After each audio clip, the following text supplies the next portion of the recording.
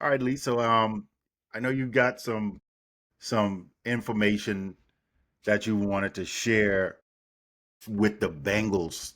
What's going on with the Bengals situation? Yeah, I think it's more of the same. Just when we thought they were making some strides and taking two steps forward with the way that they handle their contracts, specifically talking about, Joe Burrow, Chase, and Higgins, right? Just getting them all wrapped up. Nobody thought that they were going to be able to do that because in the past they've been known to be notoriously cheap. Yeah, yeah, yeah. But, they seem to be singularly focused on just one side of the ball because now they're the defensive side, which their defensive end who's been holding out. Trey, is it Trey? Yeah, Trey Hendrickson. Trey Hendrickson, right? So we all know what's going on with Trey. Right, right, right. Yeah. And that right there is just That's crazy. it's crazy because like yes, we know he's over 30. But I think it's a situation where he's been in conversations with them for the past 2 years about this, and they've been promising him that they would take care of him if he just kept his head down and go about his business, which is what he did, particularly those 2 years being the best defensive end pass rusher in the league. And now he's in a situation, of course, where they're not following through on their promise, and of course he's frustrated. He's not showing up at camp. But what's also surprising now is that news came out that their first overall pick in the draft that we just had, Shamar Stewart, another, I think he's a edge rusher linebacker out of University of Texas. Yeah. He's not signed. And we do have a couple of first round picks who aren't signed yet, but this Right. one's a bit unique because he's saying that it's due to some language in the contract, standard language that the Bengals have given previous first round picks, that all teams are given their first round picks. It's centered around basically injury protection. Mm, And as far as I know, he doesn't really have a history of injury problems when he was in college. right. And as we were talking, as we were prepping for this podcast, like even as with the Bengals organization, if you had a concern about his injury history, why draft him? That's right. Why Right? why If you even thought that this was going to be an issue and you didn't want to stipulate it in the contract to protect you as an organization, knowing that it kind of goes against the standard, lines of, language that has been given to previous first round picks, and other teams also have this incorporated in their language for current first round picks, right, right. why draft him? That That's doesn't what I'm make any saying. sense. So he's holding out and he's now, he hasn't played it down for them yet, and he's frustrated Already. already. Already. So again, like, two steps forward, two steps back, and it's like they're right back to where they were in terms of their, being just bungling these types of situations when it comes to the talent that they have on the team. And not just talent, but like these are key people, key That's what I'm pieces saying. that you're gonna need, especially on that side of the ball. Like I don't know who they got on defense. I have no idea. No idea. Yeah, it's crazy because all of this. If the GM was smart enough to make these deals in the future, be forward thinking to think, okay, we know we got these guys, we want to keep these guys, these core guys. Try to work some things out in the future because in as things keep going, Right. the price range is just going to keep going up. I mean, it's going to get this. It's inevitable. That's just how it's going to happen. And I mean, they keep running, like you mentioned, Trey Hendrickson. I mean, that dude was balling, man. Yeah. I mean, he was balling out of control. And can you blame him? Can you blame him for like saying, "Look, man, I'm holding out because I mean, I did what y'all said, put my head down, grinding, one of the best defensive tackles, DNs in the league, with all these sacks, and and now y'all don't want to pay me, and now they in a situation where you're not paying the rookie, you're not paying your best defender, and you got other players, other rookies and free agents that you probably going back and forth with. It's just a mess, and the season hadn't even started. So think about this. You going in on a new job, and you working out your contract situation, or you going on a new job and you working out, you talking about your salary and that and that. You excited, you going on a new job, man. This is, yeah, I'm ready to get started. And and then you get halted by some craziness that is just doesn't even make any sense. Right. So why are you trying to save? What are you trying to save on? So that's just a bad look for the Bengals all in all. Because I mean, if you are trying to be one of those organizations that players want to play for, I mean, you got this kind of stuff. You got to shore this up, man. You Yeah. can't be having this kind of stuff every year. Yeah. And the thing is, going back to the whole rookie situation with Shamar, it's like with this current, collective bargaining agreement that they're on, everything it's a layup now for rookies to get signed. That's right. People may not remember this, but before this current CBA, they didn't really have a rookie pay scale structure, That is true. right? Yeah. And rookies were coming in, particularly quarterbacks, making more money than the quarterbacks that were already in the league, Yeah. Yeah. right? Yeah. I remember that. Jamarcus Russell, those guys. I remember Sam Bradford. Those guys came in and they were making more money than the Troy Aikmans and all of those other guys who won Super Bowls and were Right. all pros for multiple seasons. And I think the players realized this ain't right. Right. So they were in agreement with the league that, okay, let's kind of suppress this money for the new talent that's coming in, kind of make them earn it. And Yeah. then what that does is it redistributes that money to the veterans and it gets them a higher pay scale, which makes sense. It makes sense. Yeah. So Absolutely. now with the rookies coming in, it's like if you're coming in and you're coming in as a first round from the first pick all the way to the 32nd pick in the first round, it's slotted. Like this is what you're stipulated to get Yeah. year over year, depending on the annual increase percentage of the league, that gets bumped up as well. Right. Right. So when you got a pick, seventh overall, eighth overall, whatever it may be, you just look at last year, whatever that language was, you bring that Hmm. over. What's Yep. the percentage increase in terms of revenue for the league? Tap that on, and Right. that's it. That's it. That's it. But for whatever reason, the Bengals are now like, we want to protect ourselves. We're not gonna put in any, injury protection for you. And Shamar rightfully so is like, I'm not signing that. Right. Why would I sign that? Why would I I mean, sign you could step foot on the field one day and be Right, injured and get injured. Yeah. No right. way, man. It's crazy. No sense. Bad luck, man. Yeah, Bad luck for the Bengals. That's typical. Yeah, man. Right. So with that being said, and talking about contracts, let's Cowboys. I know you got Micah Parsons there. right.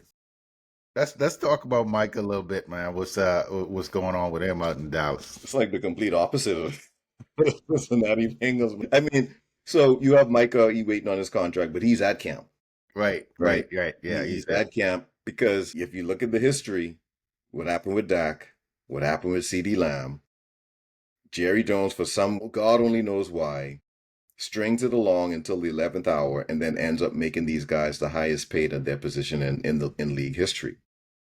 Whereas Very. I don't know why you wouldn't just kind of get ahead of it. You knew Micah Parsons was a, generational talent, that Yeah, he was man. a franchise Yeah, defensive player 2 seasons ago. exactly.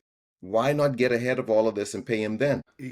I understand Jerry likes the limelight. He likes to for Dallas to be the talk of the town, and it served him well from a financial standpoint. I would assume outside of football, right? Yeah, yeah, Or not really outside of football, but through football, outside of playing, the games that they're playing and winning games. He's made more money as an owner than any owner, I think, in NFL history. yeah, yeah. So that I guess that's part of whatever this recipe is, but it still just doesn't make any sort of like team building sense No, because not at you all. go ahead now and you're top heavy with the highest paid quarterback, one of the highest paid wide receivers. Now you're Yeah, gonna have the highest paid defensive player, yeah. and you don't have no money for anybody else on the team. No, not nobody else. Nobody Nobody else. else getting anything. That it just don't make any. It don't make any logical sense why Jerry does this. I guess in Texas, they got the oil flowing, man. I mean, Jerry just got money in abundance. So I guess he's like, you know what? I'm gonna make my own decision. Nobody's gonna tell me what to do. I'm gonna run the team like how I want to run it. If you want to spend money, let him spend it, man. It don't make any sense. I mean, that's one thing, yes. I mean, if you have the money to do it, then I mean, I'm not knocking you. But the fact of the matter is, the NFL is built off of parity, and part of that mechanism is the salary cap. Yes, So yes, it doesn't matter how much money you still have to work within the confines of that cap. yeah, yeah, Okay. And so now if you don't have any, if you're now limited in the amount of monetary resources that you can now spend for the rest of for the rest of the team, you're not going to be able to put adequate pieces around these guys, yeah, right? yeah. He needs a support cast, like someone like Micah Henry, I'm sorry, Micah Parsons, right? Yeah. He's gonna need some big guys up front to Mm-hmm. absorb, right, to absorb those blockers, to give him Mm-hmm. a free reign, a free pass to get to the quarterback. Or he Yeah. needs like someone on the opposite side if he's going to put his hand in the dirt and play on the line. He needs someone on the opposite side that can be at least somewhat of a threat as Somewhat. well, so Right. that he doesn't have to get absorb too much double teams during the course of the game. Yeah. Yeah. You're not going to be able to have that, have that luxury if you can't pay, top talent or even middle talent to help support these guys. Yeah. Yeah. And think about this. I mean, you made this point earlier. The highest paid quarterback in the league, which don't even make any sense because Dak don't need to be no highest paid quarterback in the league. I mean that right there is like I don't that's crazy. CD Lamb, solid receiver. CD Lamb he's the guy. I can't hate on CD Lamb. CD Lamb is a really good receiver, really really really really good receiver. And Micah Parsons is one of them guys. But man, you're gonna have highest paid quarterback Dak Prescott, which is unheard of. Then you talk about Micah Parsons going to be a highest paid defender, and CD Lamb is one of the higher paid Wide receiver. receivers on that team, and y'all still don't make the playoffs? No, Shoot. no, And look, and how can they? How can they? I mean, you said it. You don't have any money for nobody else. right. I mean, so you just got to get uh, guys here, scrap together some guys here and there, and try to make it happen. And every year, it just does not happen. So it was something that I think I don't know. Is Dexter Lawrence still on the Dallas Cowboys? I want to say he left, or you could look that up real quick because He looked like he's with the Giants. okay, he's with the Giants. Okay, let me see. And he just went there, I think. He let's see here. Let's see. No, no, no. He's always been with the Giants. He's always been with the Giants. He's always Who been is it? I'm thinking about. thinking about. Who was it that I was thinking about that was on the Cowboys? It was a defender that just left. Just left, and I think he said he was happy to leave. Right? He was happy to leave, yes, because he was like these guys these guys too funny, man. They want to be on podcasts, talking on podcasts and stuff like that, and don't want to actually work. And I think Michael Parsons, felt some kind of way about that, and they was going back and forth. And but he said, but what he was saying was the Cowboys, it's a sideshow. It's a sideshow.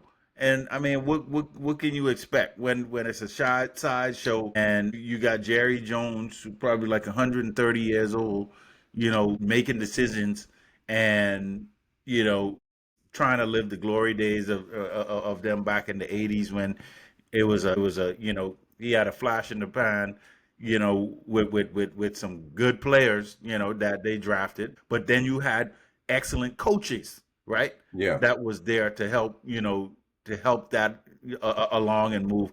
And now, give 30 plus years later, and Dallas Cowboys are struggling. You don't have great coaching.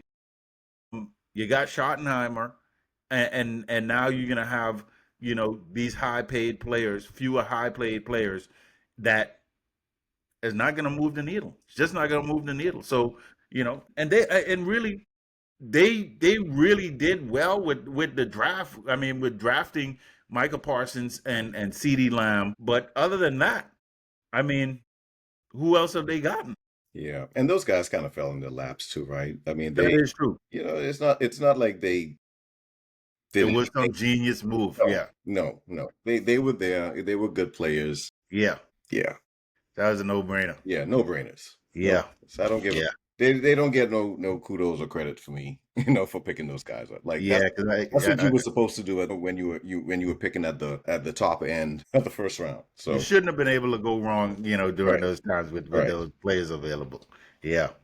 Yeah. So yeah, man. So with that, I wanted to talk about Hassan Reddick real quick, man. Hassan Reddick was with the Eagles, Boy, and yeah, and this dude, man, you know, Howie Roseman, I gotta give Howie Roseman, GM of the Philadelphia Eagles, I gotta give him a hand clap, man, because this dude always knows when to get rid of players, and before he see the signs.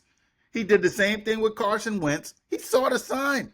He was like, this dude, he'd see what was going on in the locker room, see what all the rumors were, see what all the talk was, and then they drafted Jalen Hurts, and the rest is history. Carson Wentz, sabotage himself. Now you got Hassan Reddick doing the same thing. Howie Roseman knew in the offseason he was going to want a new contract and was going to try to pull another TO, and he was like, you know what? This dude, we got to get him out of here. We got to get him out of here. And they got him out of there, went to the Jets. What did he do? Hold out. He was in Japan, with walking around, eating sushi and all kind of stuff. And then, comes back, doesn't have that great of a season. He didn't make that big splash or, do anything to warrant the contract that he's wanting. Jets let him go. Now he's in Tampa Bay. And again, OTAs have been happening. No show at OTAs. But what's the common denominator? him, Him, him. Hassan Reddick. Yeah. I mean, Josh Sweat, he bet on himself. He was like, okay, Eagles, okay, y'all not gonna give me a contract this year. I'm gonna ride this one year out, and I'm gonna ball out. Yeah. And he happened to ball out in the Super Bowl, which made a big impression. He had a couple sacks. I think Josh Sweat had about 8 sacks this year, which was really good. But he played really well in the playoffs. And boom, payday.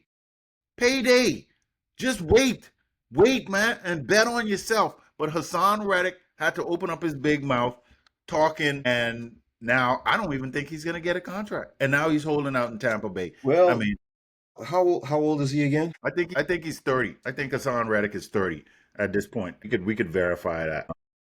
Hassan Reddick. I think he's over 30. Yeah, he's 30 on the dot. Yeah. So, a couple of things here with Hassan Reddick, right? One, and similar with like Trey Hendrickson, right? Right. I think these defensive ends, these pass rushers, they're soon going to get treated like running backs, Mm, right? In the regard that when they get to that 30 threshold, teams are going to devalue them yeah. dramatically. It's like Yeah. we don't care, you're out, right? Yeah. Yeah. Yeah. At the beginning stages, like that first contract coming out of college after their rookie contract, they're going to get paid big Yeah. if they produce. But once they start teetering around that 30-year old range, Mm-hmm. teams are not going to be messing with them. That's one. Yeah. Yeah. Two, in his situation, um, so he's 30 now. That means he was around what, 27, right? He had time. He could have made if he had played his cards right, Yep. he could have gotten that payday that he was looking for, Absolutely. right? But I think it's a combination of how he was probably going about it. Mm-hmm. I don't know who his agent is, and I don't know how that was being maneuvered, and I don't know what he was really asking for either. That might Right. have something to do with it too. Yeah. But he put himself in a bad spot because you got so much time, right? Especially Yeah. with the sport, it's Yeah. extremely limited. And especially if you're not playing that quarterback position, you got 7, 8, maybe 9 really good years to try to maximize your earning potential. Mm-hmm. And he's at a point now where he's not going to get that payday he's looking for. No. Not right after what happened last season, coming into this season, if he's doing so much of the same things in terms of being disgruntled, not showing up for camp, wanting more than what people have valued him as in the market. Right. you could quickly find yourself just not playing. Yeah, not even relevant anymore. Yeah, Yep. Once you get cut, and then you get a name of a guy like you said that's disgruntled or always holding out, causing trouble. Then defensive ends come a dime a dozen, and when you're 30 years old, and you know what, it's time to move on. So before yeah, you know it, you won't even hear about Hassan Reddick anymore. He'll be out of the league. yeah, yeah. Like I really, he's been an afterthought. Mm-hmm. You just mentioned him. I forgot all about him. Yeah, that's what I'm saying. And look what the Eagles did without him. Exactly, exactly. And imagine if he had stayed, Right, been a part of that rotation, won the Super Bowl, right? Dude, you would have been marketable. right. People would have been, they picked from Super Bowl teams. People would have been like, "Hey, let's work this out." You could have got something. A case Yeah. in point, Von Miller, when he came to the Rams for that one season, Yeah. and we went and won the Super Bowl, Mm-hmm. then the Bills picked him up and made him close, gave him a max contract. So that's it. He was over 30, But that's what I'm saying. right? That's what I'm So, saying. Yes. there are, not everybody kind of fits the mold, right? Right. There are exceptions to the rule, but you gotta play your cards right. And I get it. Yeah. It's a risk. It's a injury, Mm-hmm. Mm-hmm. high injury type of league with the NFL. Right. Anything could happen at any time. Yeah. I Yeah. get that, but if you see yourself in a position where you're with a team, this is a good team. Yeah. This team has the potential to get far, maybe win a Super Bowl. Like no one could predict who's going to Right. win the Super Bowl, but Right. it's a good team. You got studs all around you. Right. Sometimes in those types of situations, you may want to say, okay, I'm gonna bet on myself and see Yeah. what's gonna happen. Yeah. But Yeah. obviously, hindsight being 2020, it just he played the wrong cards. Yeah, yeah, yeah, definitely. I don't want to predict anybody's career or anything like that, but if he don't get it together, after this year and show up to camp, I don't expect to hear too much from him after No, this. I think he'll be out of there, man. yeah. So, yeah, yeah. So switching gears on another thing, I wanted to get your opinion on this. The NFL is looking at you know international expansion, right? And they're gonna be, they want to grow the game of football all over the country. Right now, as we know it, soccer, which we call it soccer, but it's called football all around it's Foot- called football everywhere else in the Football. world, right? Right. That is the most popular sport, but they're trying to get American football as which is very popular here, Yeah. and they're expanding that into other markets. So this year, the NFL is going to be playing games in Berlin, Mm-hmm. Madrid, Yep. Dublin, and Sao Paulo in Brazil. I know last year the Eagles played in Brazil in that opening game against Green Bay, and they're going to be going back to Brazil again. I know, man. It's on players, taxing on the team. Think about all the equipment that has to be shipped over internationally. All the equipment personnel, all the people. I mean, that's millions and millions of dollars that are going out. But it seems like a headache to me, man. It seems like there's an awfully a lot that has to happen for these things to go right, security and all of that. And then it's a home game, Right. right? So it would have been considered a home game, and these aren't really your home fans. So I mean, who's really benefiting on this? I know this is the NFL thing. I'd like to get your opinion on what you think about all this.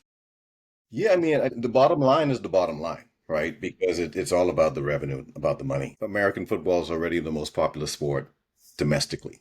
Yeah, yeah, The only way to get it bigger is to start branching out and start going across the waters and start tapping into those international markets. Basketball does it very well, right?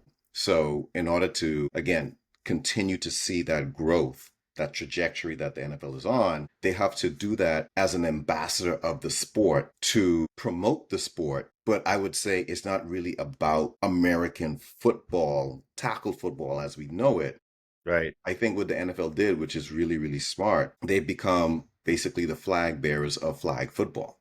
Mhm. Yeah, Now, when you think about flag football, you actually think about the NFL. Now Right. folded Yeah. under the NFL umbrella, which, like I said, that was a genius move. Like anyone could have done this. Right. NFL took it, and now it's like they own it. Yeah. Yeah. And so, what this is really about is, again, promoting the sport, of course, getting more eyes on American football, continue to generate that TV revenue, Right. bringing those international dollars.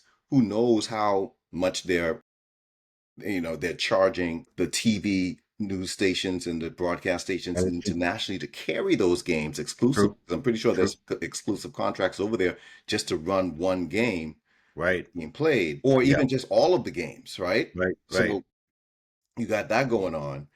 And now with the marriage of flag football, you now have a version of football that can be played by just about anyone. Right. You don't need to, you don't need to have the money, the collateral to bring, have all of the equipment, bring in all of the official officiating, the field, the stadium. You just need some grass, Yeah. a couple of flags, and a ball, and people Yeah. want to play.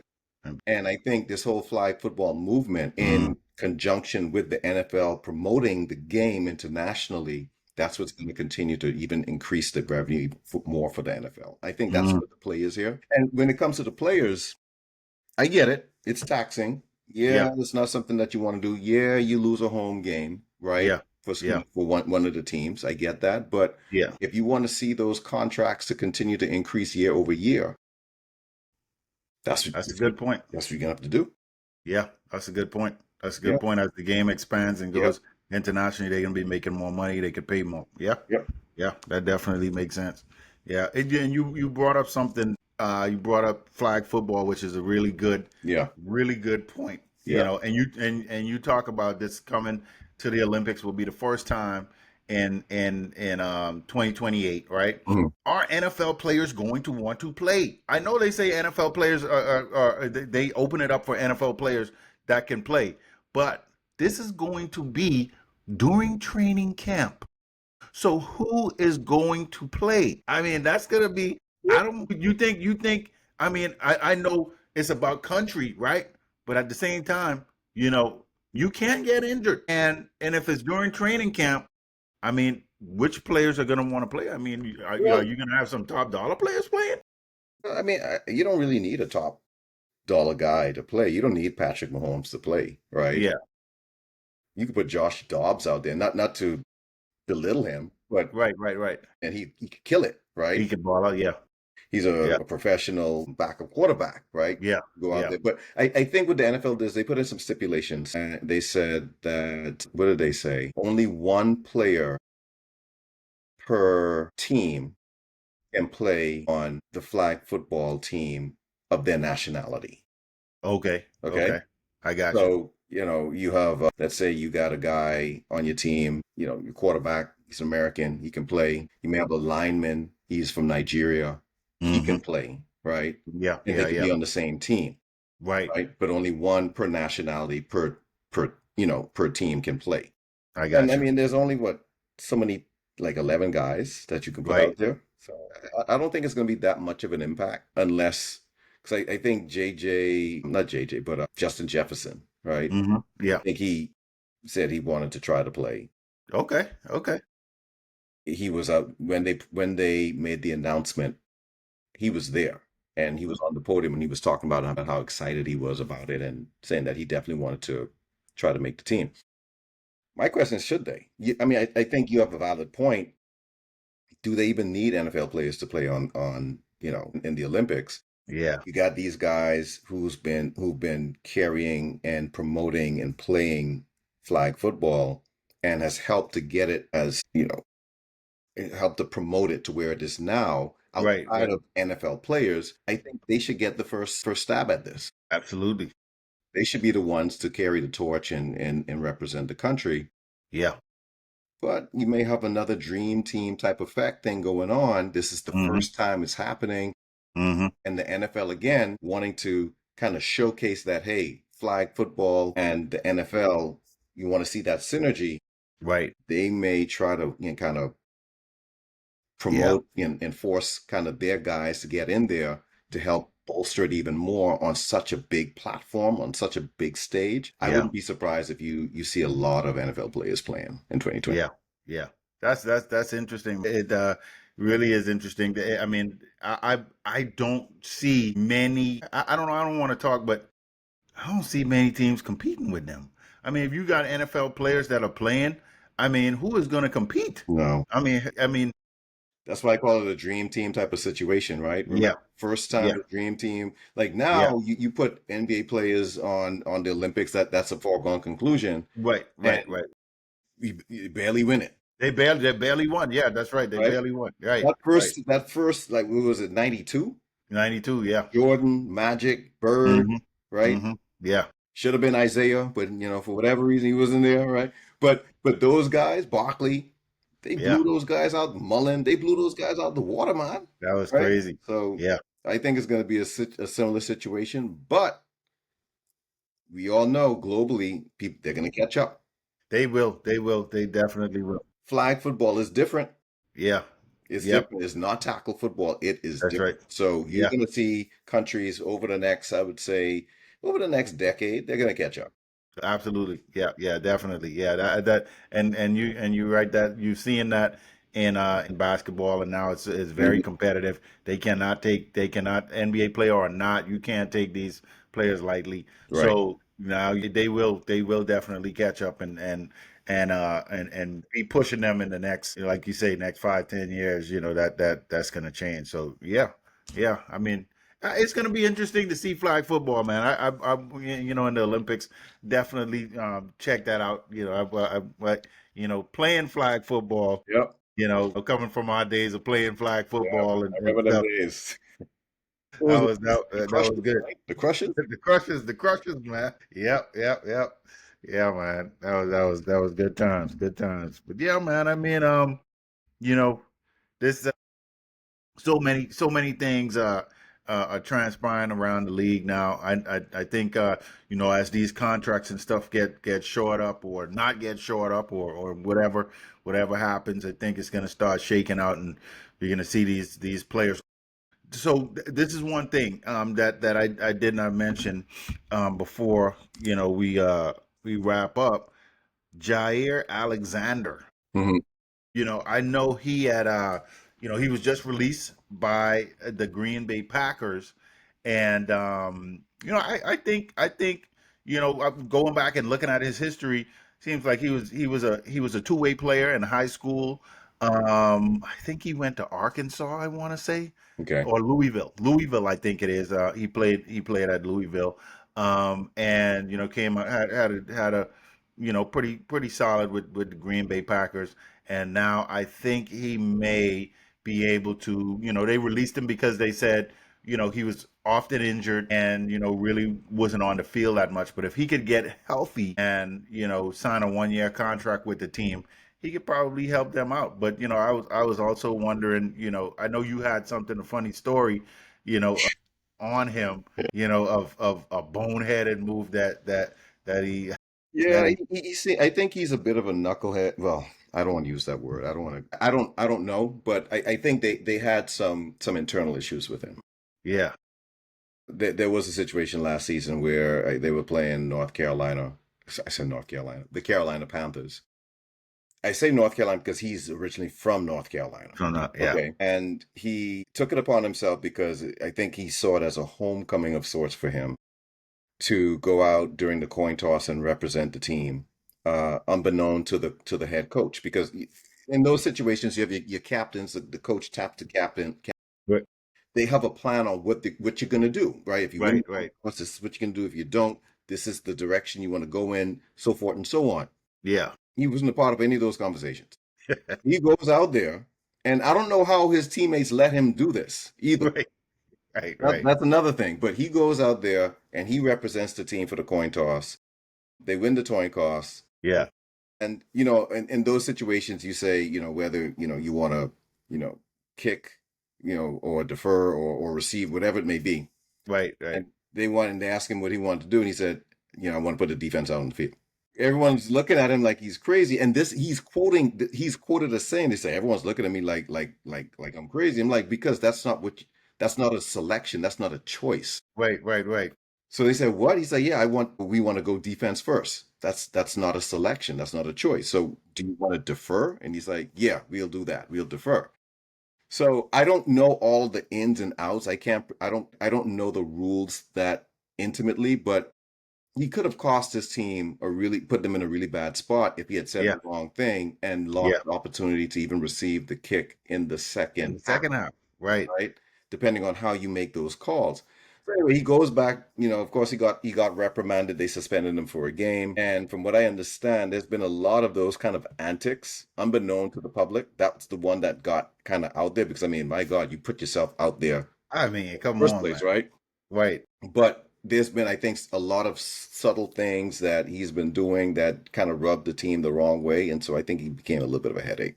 Yeah, Yeah. yeah, that's crazy, man. I mean, how you make those kind of judgment Right. calls, man? You just run out there, trot out there, taking over the coin toss. I mean, like, so I was watching The Pivot, right? A podcast with, what's his name? Ryan Clark and his boy. Brian Clark. Yeah, And this was an older podcast that they had with Des Bryant. I was never really much of a Des Bryant fan. yeah, Not yeah, really. yeah, He's a good player, right? Didn't think he was great. yeah, He was a great talent. yeah, But I think that his potential wasn't quite hit. Like I think he could have been much better than he was. But it's amazing when you listen to the stories of some of these athletes, I find myself like kind of reassessing what I originally thought about some of these guys, yeah, and I'm in awe about how they were able to even get to where they are. yeah. That's amazing. And I Yeah, bring this up, we were talking about that boneheaded play, move by Jair Alexander. right, And Des Bryant, he was talking about a scenario where he was working towards, getting the team to recognize him and because he had a big payday up, his contract was coming up and he wanted to get paid but he wasn't getting the ball. right. So he said he started making up routes to get himself open, right? To make Tony Romo throw him the ball.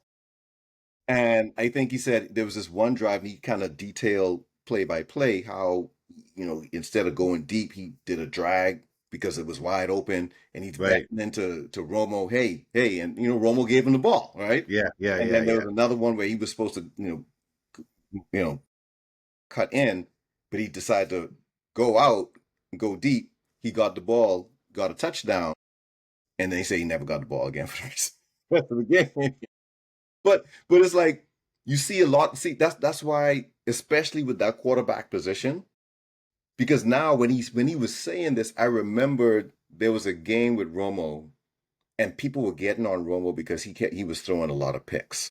Mhm. And when he threw this one pick, he pointed to Des Bryant, and he was saying he was doing this. Yeah. And someone in the broadcast booth was saying, "Oh, you see, Romo, he's trying to point the blame at Des Bryant." And that always stuck out to me because I'm like, well, what if Des Bryant did run the wrong route? Right. What are you supposed to do as the quarterback? If you're Exactly. expecting him to run in and he goes out and you're throwing the ball And because you you throwing, got to yeah, throw with right, anticipation. You right. got to throw him open. Sometimes you got to throw before he cuts.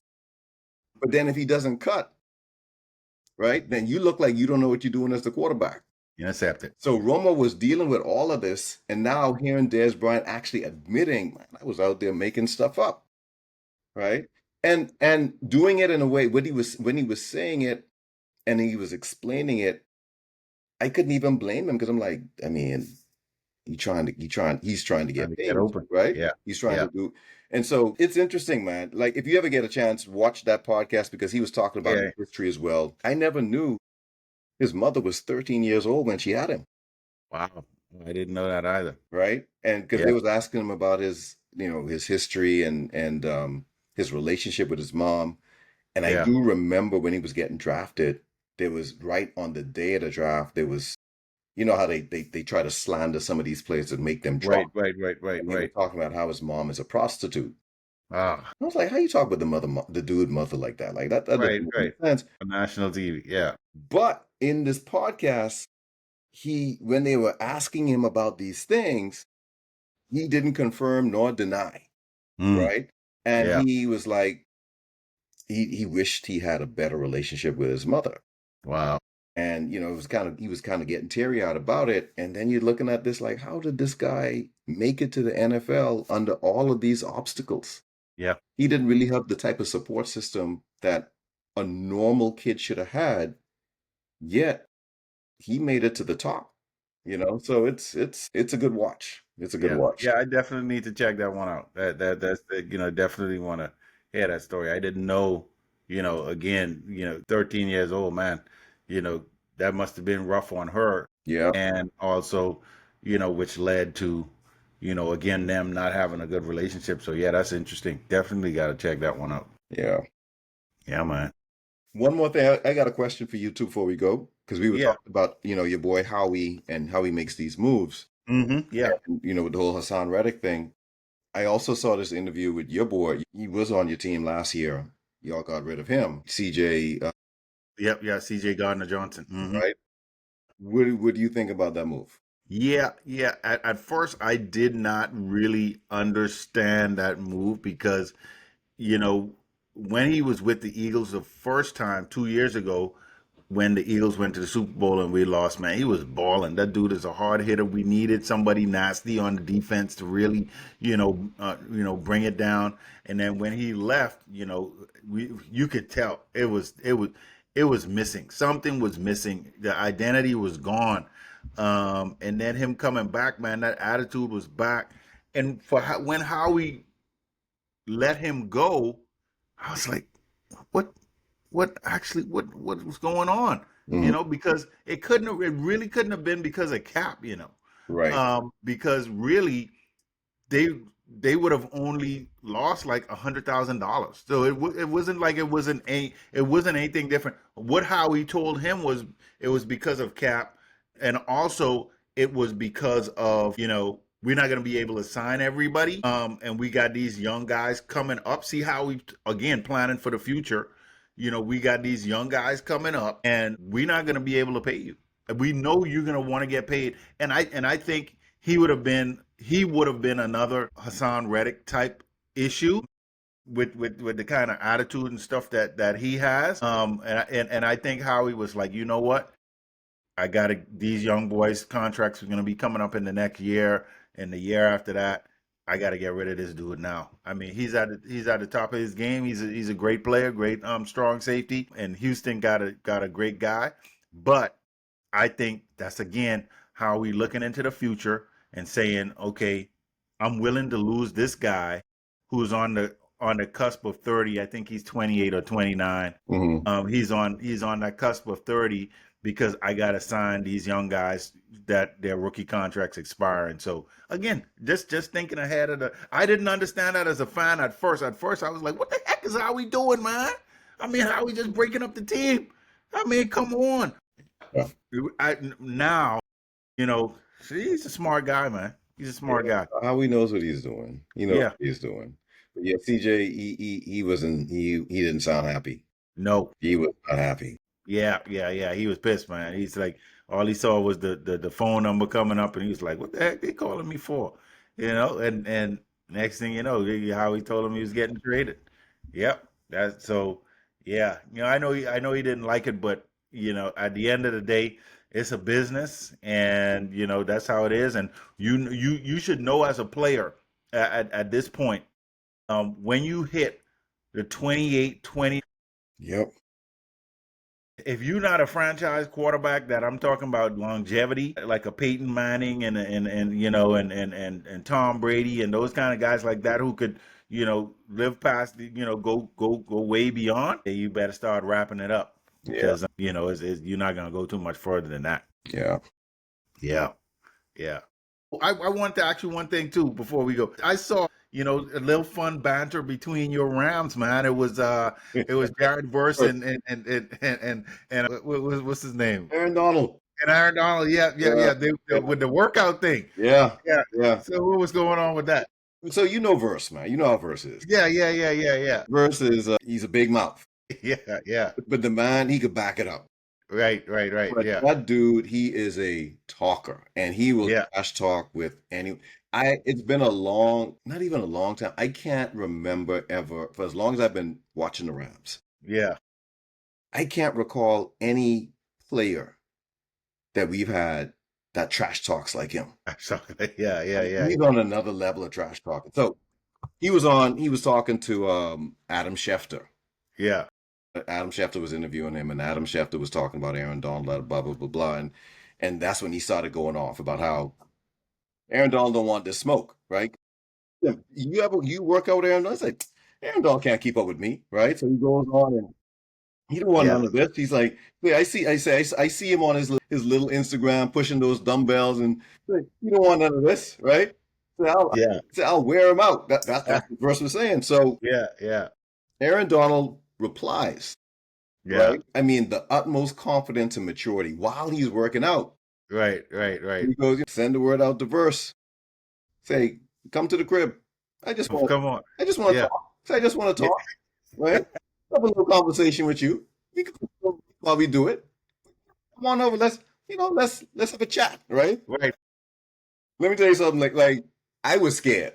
Yeah. Wait, I wouldn't go over there. Right. Don't go over there, man. Don't go Don't go. over there. Yeah, Next yeah, thing you yeah. know, you see I don't know if did you see the photo? I saw a little clip with them talking. I didn't see the whole thing. I'm gonna show you the photo after the workout. Okay, okay.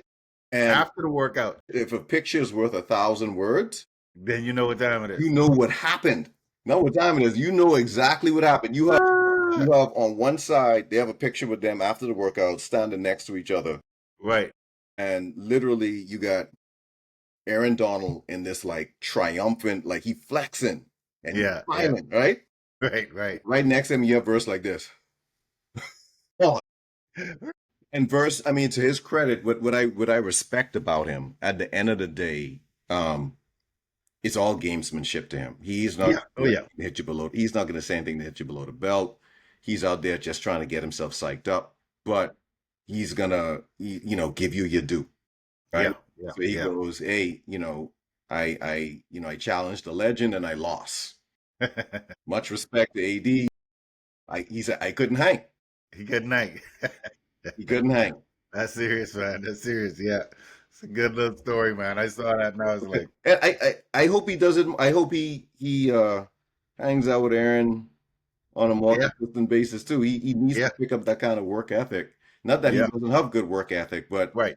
when you see someone who is great and you see how they do it, then you realize there's another gear to this, There's another level. Yeah. another Yeah. level to this. Yeah. And now I think he's seen that level.